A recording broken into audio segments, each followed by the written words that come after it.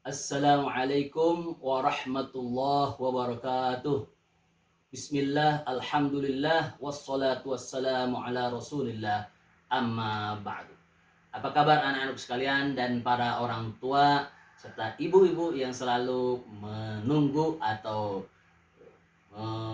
memberikan pendampingan terhadap putra-putrinya dalam menuntut ilmu di pembelajaran jarak jauh ini.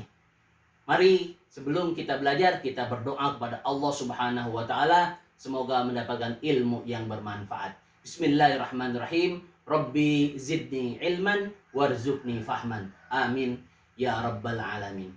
Pada hari ini, hari Kamis tanggal 4 Februari 2021, kita akan mempelajari ilmu pengetahuan alam.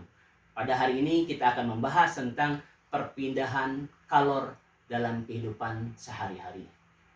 Perlu diketahui bahwa kalor itu berpindah dari suhu yang tinggi ke suhu yang lebih rendah agar terjadi keseimbangan kalor tersebut atau panas tersebut.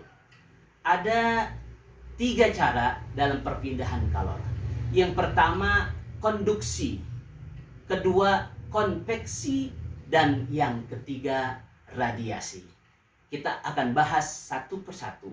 Yang pertama yaitu konduksi. Apa itu konduksi?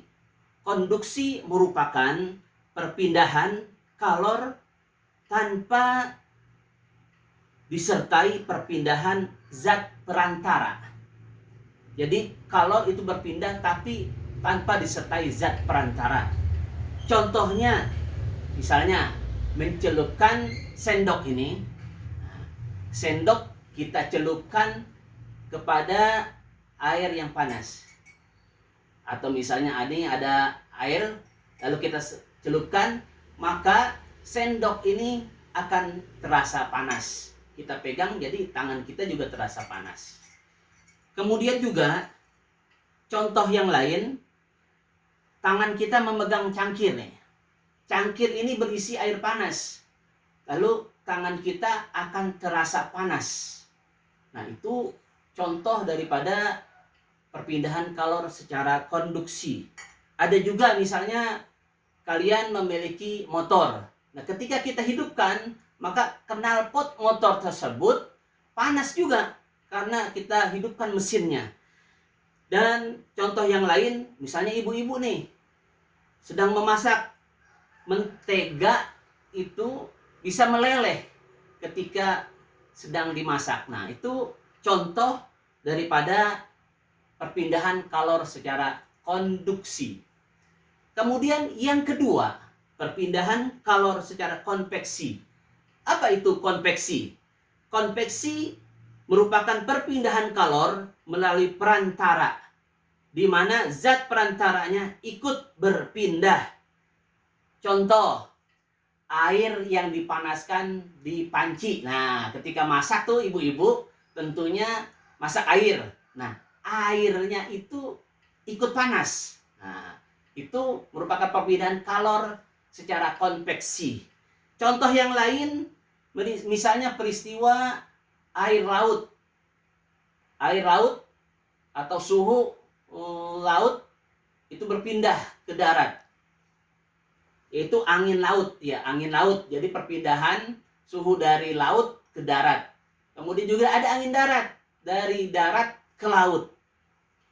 Kemudian contoh yang lain, ibu-ibu tentunya punya jendela kan? Nah, jendela itu ketika kita buka jendela, maka ada sirkulasi udara. Nah, maka suhunya akan berubah sehingga seimbang. Ya, jadi sirkulasi udara yang ada di jendela kita buka, lalu ada suhu yang masuk. Itu contoh daripada konveksi. Yang ketiga yaitu radiasi. Radiasi merupakan perpindahan kalor tanpa melalui perantara. Contohnya, misalnya kita sedang mengadakan camping, kan biasanya ada api unggun. Nah, tubuh kita akan terasa hangat ketika berada dekat dengan api unggun. Nah, itu namanya radiasi, perpindahan kalor atau panas ya tanpa perantara. Jadi dari api unggun terus ke tubuh kita. Contoh yang lain, panas matahari yang terasa sampai bumi ini. Kemudian kita bisa menghangatkan telur ayam pada lampu.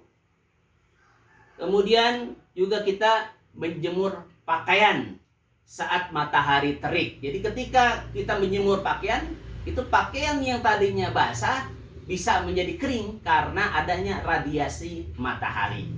Ini saja pelajaran hari ini yang kita pelajari. Mudah-mudahan bermanfaat. Silahkan nanti kalian melaksanakan tugas yang akan Bapak berikan. Perhatikan penjelasan ini. Terima kasih. Billahi taufiq wal hidayah. Assalamualaikum warahmatullahi wabarakatuh.